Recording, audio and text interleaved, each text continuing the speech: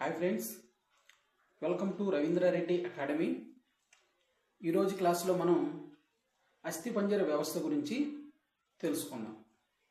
అయితే ఈ అస్థిపంజర వ్యవస్థలో అస్థిపంజర వ్యవస్థ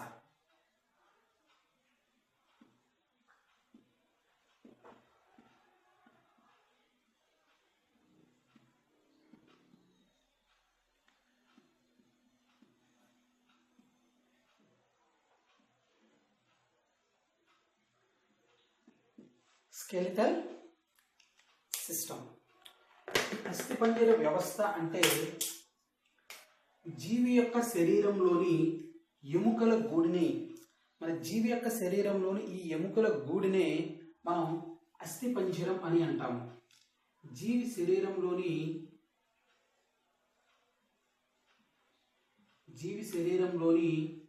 ఎముకల గూడునే అస్థిపంజరం అని అంటాం.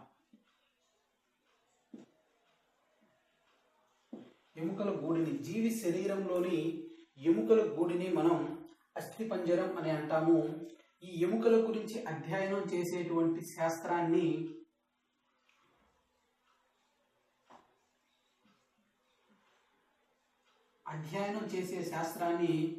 ఆస్టియాలజీ అని అంటాం.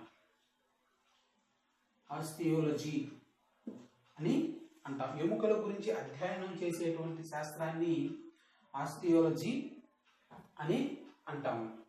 ఈ ఎముకల్లో ఉండేటువంటి ప్రోటీన్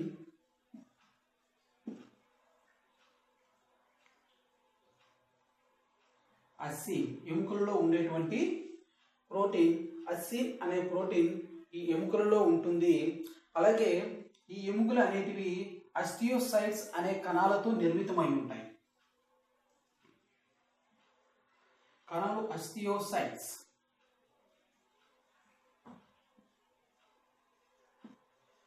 ఆస్టియోసైట్స్ అనేటువంటి కణాలలో నిర్మితం ఉంటాయి. జీవి శరీరంలోని ఎముకల గూడినే మనం అస్థిపంజరం అని అంటాము. దీన్ని అధ్యయనం చేసేటువంటి శాస్త్రాన్ని ఆస్టియాలజీ అని పిలుస్తాము. ఈ ఎముకలలో ఉండేటువంటి ప్రోటీన్ అసిన్, ఈ ఎముకలు అనేటివి ఆస్టియోసైట్స్ అనే కణాలతో నిర్మితమై ఉంటాయి. ఆస్టియోసైట్స్ అనేటువంటి కణాలతో నిర్మితమై ఉంటాయి. అయితే ఎముకలు చాలా రకాలైనటువంటి ఆకారాలలో ఉంటాయి. వివిధ రకాల ఆకారాలలో ఉంటాయి. అయితే ప్రతి ఎముక కూడా ఫాస్ఫరస్ మరియు కాల్షియంతో నిర్మితమై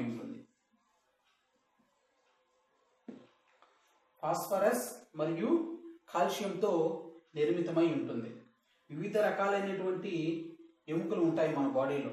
అన్ని ఒకే ఆకారాలు కలిగినటువంటి ఎముకలు ఉండవు. వివిధ రకాలు కలిగినటువంటి ఆకారాలైనటువంటి ఎముకలు ఉంటాయి. అంటే కొన్ని ఎముకలు పొట్టిగాను, కొన్ని ఎముకలు పొడవుగా,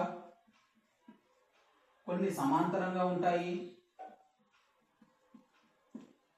కొన్ని సర్కిల్ ఆకారంలో ఉంటాయి.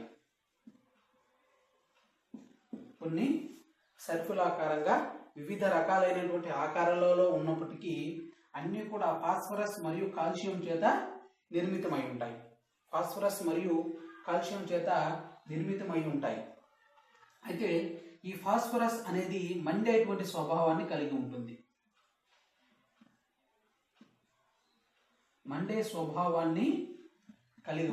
ఫాస్ఫరస్ మండేటువంటి స్వభావాన్ని కలిగి ఉంటుంది.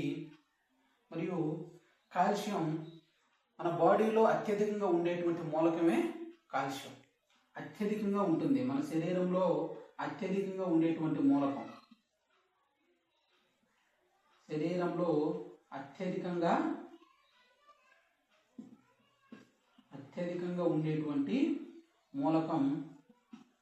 కాల్షియం. శరీరంలో అత్యధికంగా ఉండేటువంటి మూలకం కాల్షియం. అలాగే ఇది ఎముకల్ని దృఢంగా ఉంచడానికి ఉపయోగపడుతుంది, గట్టిగా ఉంచడానికి. ఎముకల్ని గట్టిగా ఉంచడానికి ఉపయోగపడుతుంది. అలాగే శరీరంలో అత్యధికంగా ఉండేటువంటి మూలకం కూడా కాల్షియం. శరీరంలో అత్యధికంగా ఉండేటువంటి మూలకం కాల్షియం. శరీరంలో అత్యధికంగా ఉండేటువంటి మూలకం కాల్షియం. ఇది గట్టిగా ఉంచడానికి, ఎముకల్ని గట్టిగా దృఢంగా ఉంచడానికి ఉపయోగపడుతుంది. అలాగే ఫాస్ఫరస్ మండే స్వభావాన్ని కలిగి ఉంటుంది.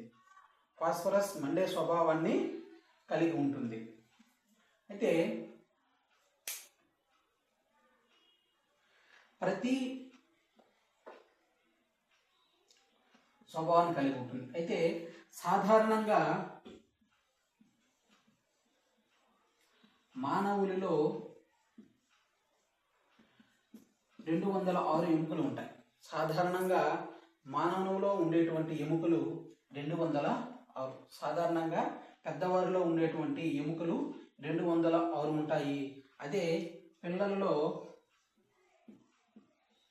300 ఎముకలు ఉంటాయి. 300 ఎముకలు ఉంటాయి. సాధారణంగా పెద్దవారిలో ఉండేటువంటి ఎముకలు 206, చిన్నపిల్లలో ఉండేటువంటి ఎముకలు 300 ఎముకలు.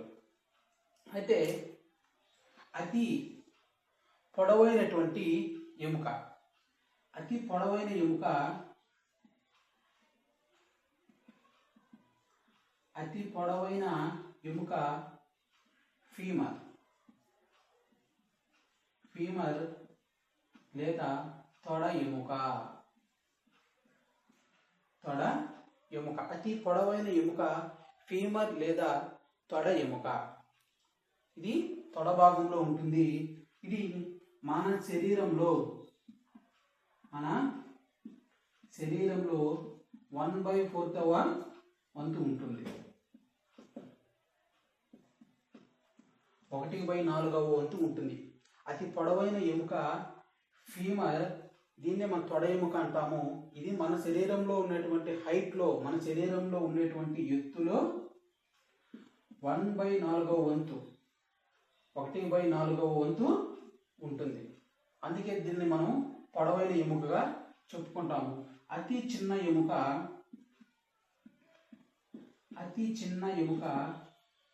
స్టెఫిస్.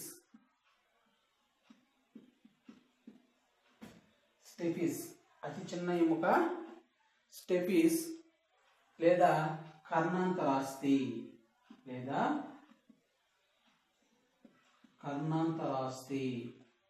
అతి చిన్న ఎముక స్టెఫిస్ లేదా కర్ణాంతరాస్తి. ఇది కర్ణం అంటే చెవి భాగంలో ఉంటుంది. ఈ స్టెఫిస్ అనే ఎముక మన యొక్క చెవి భాగంలో ఉంటుంది. స్టెఫిస్ అనేది మన యొక్క చెవి భాగంలో ఉంటుంది. ఇది అతి చిన్న ఎముక. దీని యొక్క సైజు 3 మిల్లీమీటర్స్.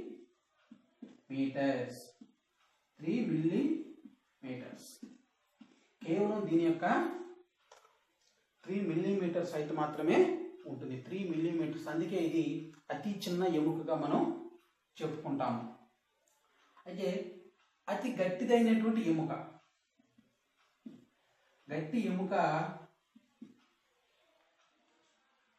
అతి గట్టిదైనటువంటి ఎముక టిబియా. గట్టిదైనటువంటి ఎముక టిబియా లేదా చిన్ బోన్ అంటాం. అతి గట్టిదైనటువంటి ఎముక టిబియా. దీన్ని మనం చిన్ బోన్ అని అంటాం. అయితే అతి తేలిగ్గా ఉండేటువంటి ఎముక, అతి మెత్తదైనటువంటి ఎముక, మెత్తని ఎముక మృదులాస్థి.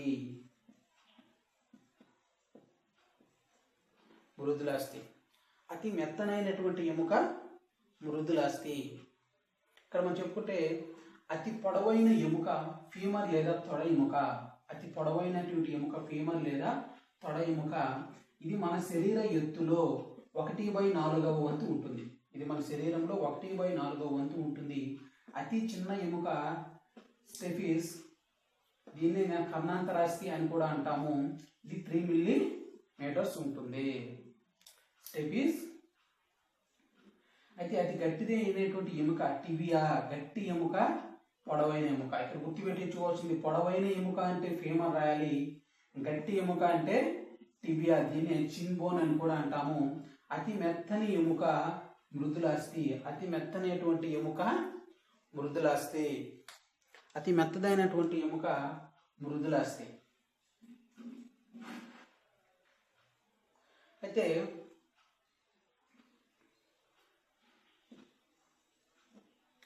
నెక్స్ట్ వన్, మన శరీరంలో ఉన్నటువంటి ప్రతి ఎముక యొక్క మధ్య భాగంలో, మన శరీరంలో ఉన్నటువంటి ఎముకలలో ప్రతి ఎముక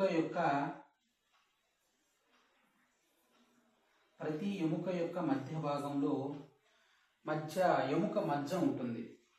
ప్రతి ఎముక యొక్క మధ్య భాగంలో అస్థి మజ్జ అంటాం. దీన్ని మనము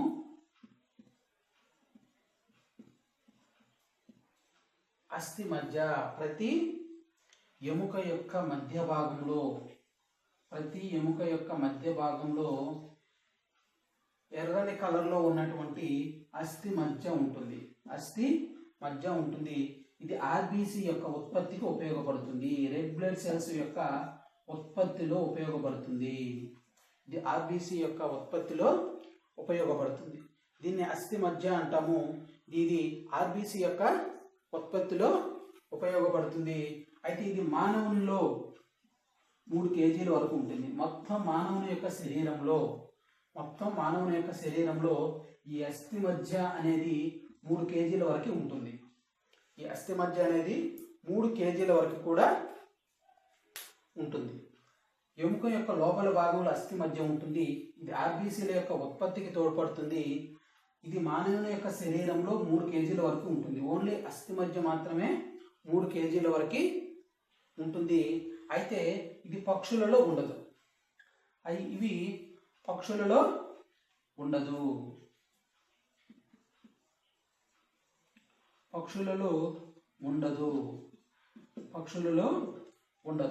ఈ అస్థి మజ్జ అనేది పక్షులలో ఉండదు. అందుకనే వాటిని మనం హాలో బోన్స్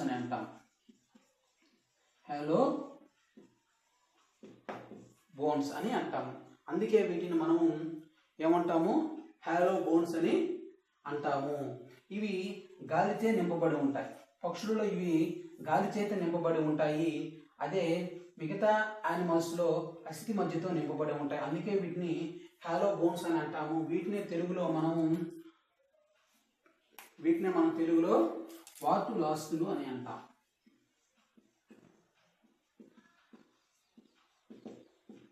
వీటిని మనం వాతులాస్తులు అని అంటాము. వీటిని మనం తెలుగులో ఏమంటాము?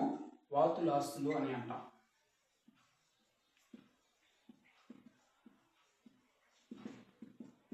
తెలుగులో వాతులాస్తులు అని అంటాము. ఇంగ్లీష్లో హాలో బోన్స్ అని అంటాము. పక్షుల్లో అస్థి మజ్జ అనేది ఉండదు.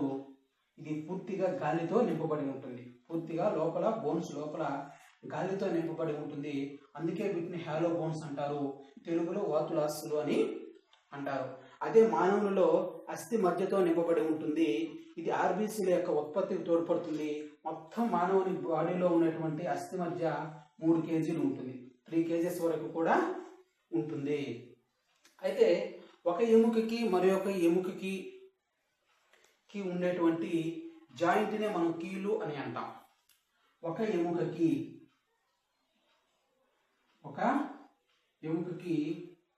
మరి ఒక ఎముకకి మధ్య ఉండే ఈ భాగాన్ని, ఒక ఎముకకి మరియు ఇంకొక ఎముకకి మధ్య ఉండేటువంటి ఈ భాగాన్ని మనము కీలు అని అంటాము. కీళ్ళు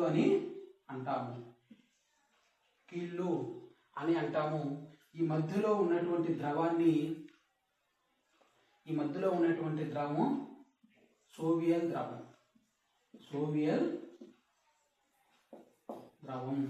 సోవియల్ అనేటువంటి ద్రవం ఈ 2 ఎముకల మధ్యలో ఉంటుంది.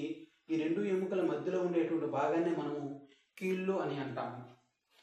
మధ్యలో ఉన్నటువంటి భాగాన్ని మనము కీలు అని అంటాము. ఎముక మధ్యలో ఉన్నటువంటి భాగాన్ని కీళ్ళు అని అంటాము. ఒక ఎముకకి మరి ఒక ఎముకకి ఇంకొక ఎముకకి మధ్యలో ఉండే భాగాన్ని మనము కీళ్ళు అని అంటాము. ఈ కీళ్ళ మధ్యలో ఉండేటువంటి ద్రవం సోవియల్ ద్రవం. ఈ కీళ్ళ మధ్యలో ఉండేటువంటి ద్రవం సోవియల్ ద్రవం.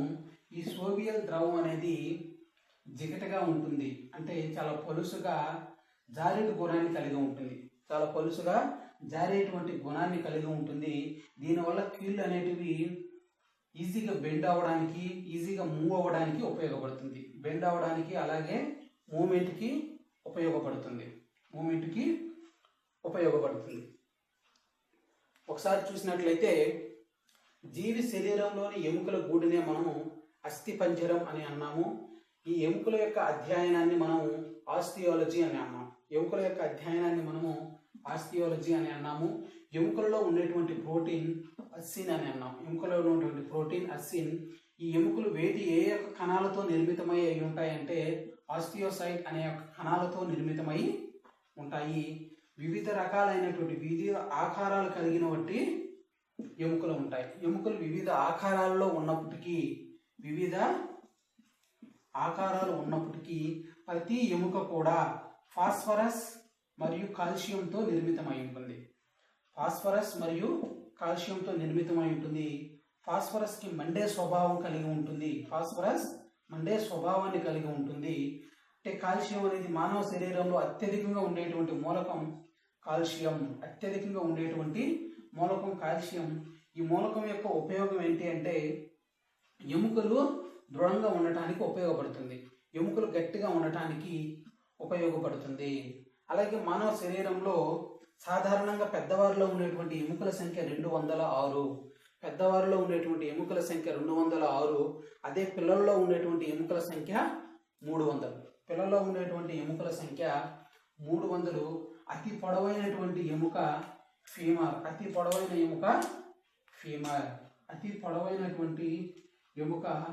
ఫీమర్. దీన్నే మనం తొడ ఎముక అని కూడా అంటాము. అంటే ఈ ఫీమర్ ఏమిటి, మన తొడ భాగంలో ఉంటుంది. ఇది మన యొక్క శరీరం యొక్క ఎత్తులో 1/4 వంతు ఉంటుంది. 1/4 వంతు ఉంటుంది. అలాగే అతి చిన్న ఎముక స్టెఫిస్, ఇది లేదా కర్ణాంతరాస్తి, ఇది చెవి భాగంలో ఉంటుంది. దీని యొక్క సైజ్ వచ్చేసి 3 మిల్లీమీటర్స్. అలాగే గట్టిగా ఉన్నటువంటి ఎముక టిబియా, లేదా దీన్ని చిన్ బోన్ అని అంటాము. అలాగే మెత్తటి ఎముక, గట్టిదైన ఎముక టిబియా, మెత్తటి ఎముక మృదులాస్థి. అయితే ప్రతి ఎముక కూడా అస్థి మధ్యతో నిర్మితమై ఉంటుంది. అస్థి మధ్యను కలిగి ఉంటుంది. ప్రతి ఎముక కూడా లోపల భాగం అస్థి మధ్యతో నిర్మితమై ఉంటుంది.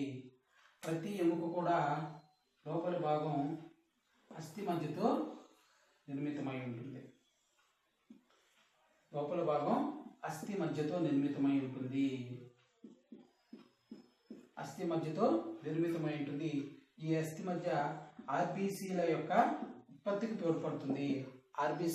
ఉత్పత్తికి తోడ్పడుతుంది.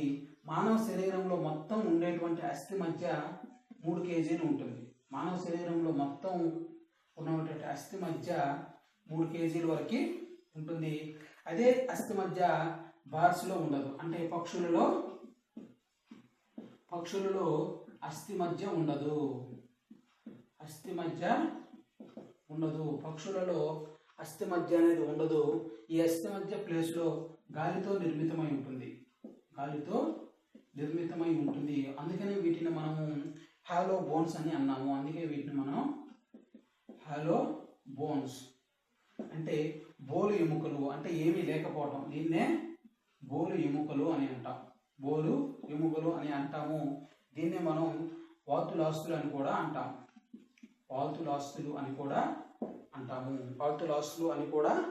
అంటాము.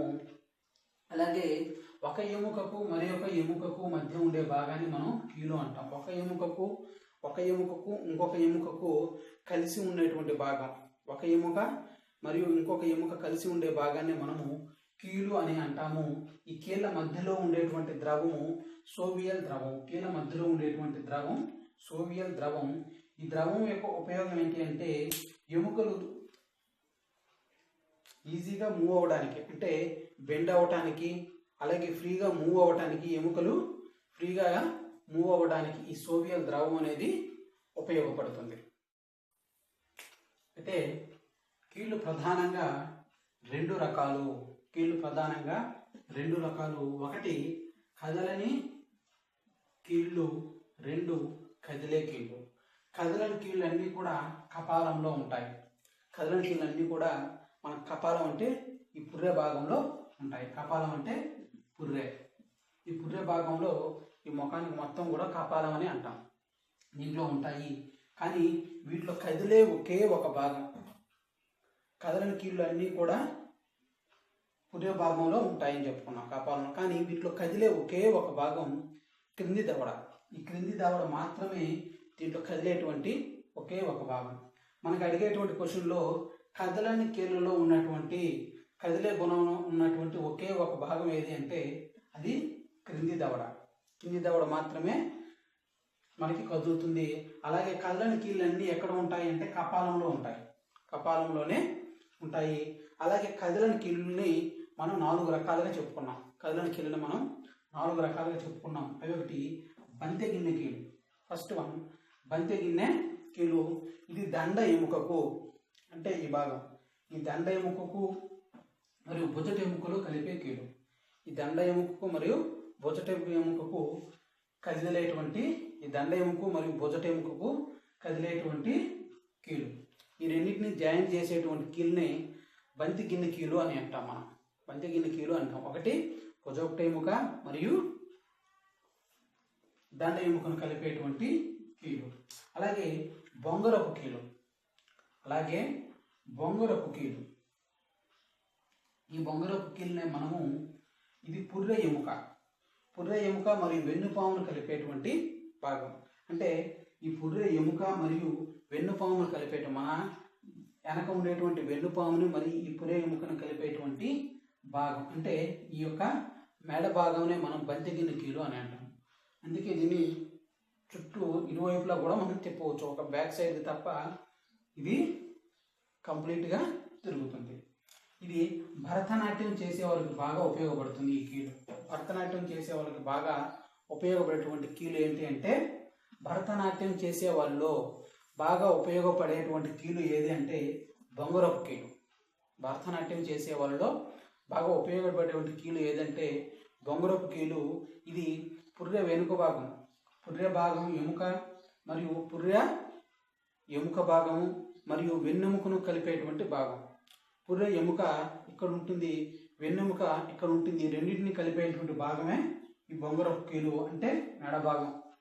ఈ మెడ భాగాన్ని కలిపేటువంటి కీలు బొంగరపు కీలు.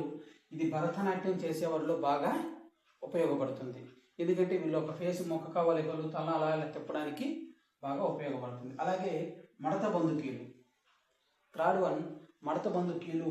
ఇది మోచేయి, మోకాలు, ఓకేనా, అలాగే కాలి వేళ్ళు, చేతి వేళ్ళు, వీటిలో బాగా డెవలప్ అయి ఉంటాయి. ఇవి ఎక్కడెక్కడ ఉంటాయంటే మోచేయి,